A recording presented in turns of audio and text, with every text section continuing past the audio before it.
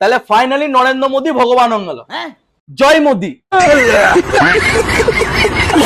না মানে এইটাই তো হচ্ছে ভাই, 112 কোটি টাকা দিয়ে পরে বিহারের কিছু ট্রান্সজেন্ডার লোকেরা মানুষেরা নরেন্দ্র মোদীর মন্দির বানাবে বলছে, কোনো মানে হয়? না মানে নরেন্দ্র মোদী নিজে জানে যে ভগবান বটে। নরেন্দ্র মোদীর মাথায় মুকুট পরিয়ে পড়ে, হাতে তীর ধনুক দিয়ে পড়ে পুজো অর্চনা চলছে।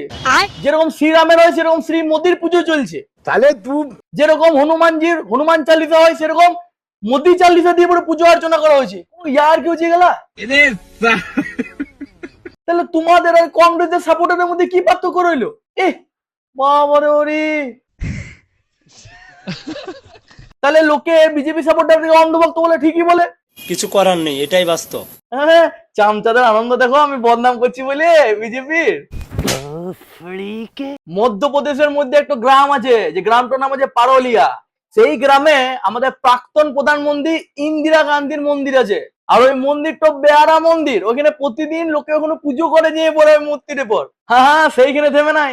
এই যে বিহারে নরেন্দ্র মোদীর মন্দির হতে চলেছে, সেই বিহারেরই বক্সার নামক জেলায় আমাদের প্রাক্তন প্রধানমন্ত্রী রাজীব গান্ধীর মন্দির আছে। হ্যাঁ, রাহুল গান্ধীর বাবার, সেখানেও রাজীব গান্ধীর মূর্তির উপর পূজা করা হয়। হ্যাঁ, ওইখানে থেমে নাই। তেলেঙ্গানাতে তো সোনিয়া গান্ধীর মূর্তি রয়েছে দুনিয়ার এক গাদা মন্দির, ওইখানে তো সোনিয়া গান্ধীকে দেবী বলে পুজো করা হয়। ওইখানে থেমে নাই। উত্তরপ্রদেশের বারাণসীতে গঙ্গার ঘাটে যেদিন রাহুল গান্ধীর জন্মদিন ছিল, সেদিন কংগ্রেসের ভক্তরা সেখানে গিয়ে পরে রাহুল গান্ধীর জন্মদিন পালন করেছে। না কেক কেটে লয়, রাহুল গান্ধীকে একটা ফটো পোস্টারের মধ্যে পরশুরামের রূপ দিনছে সেই কংগ্রেসের ভক্তগণ, এবং তার উপর গঙ্গা জল, দুধ এবং গোলাপের পাপড়ি ছড়িয়ে পড়ে দুগ্ধাভিষেক এবং পূজা করা হচ্ছে।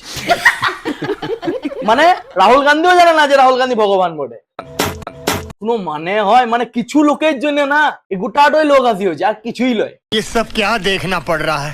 কত সুন্দর ভারত এগোইছে, কত সুন্দর ফাস্টেস্ট গ্রোয়িং ইকোনমি এখন আমাদের ইন্ডিয়া।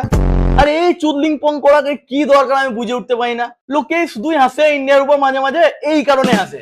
মানে এতদিন ধরে আমরা কংগ্রেস সাপোর্টারদেরকে অন্ধনামাজি, চামচা এগুলা বলে আসতাম, আর ওরা যখন আমাদেরকে ঘুরে অন্ধভক্ত বলতো তখন আমরা এইগুলা বলে ডিফেন্ড করতাম। এই দেখ, সোনিয়া গান্ধীর মন্দির রয়েছে, রাজীব গান্ধীর মন্দির রয়েছে, ইন্দিরা গান্ধীর মন্দির রয়েছে, আর তোরা অন্ধভক্ত আমাদেরকে বলছিস। তাহলে অন্ধভক্ত তোরা দেখ কারা অন্ধভক্ত আসলে। এখন থেকে সেই সুযোগটা ওদের দিল না এরা।